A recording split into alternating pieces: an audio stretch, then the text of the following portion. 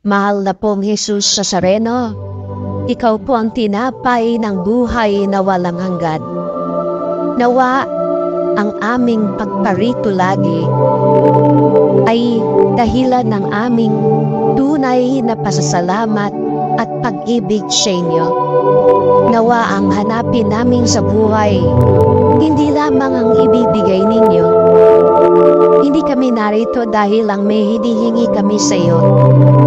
Hindi kami nandito dahil may natanggap kami sa inyo. Narito po kami dahil mahal na mahal namin po kayo. Sapagkat kayo po ang Diyos na buhay. At kayo ang tunay na maghahatid sa akin sa kaligtasan.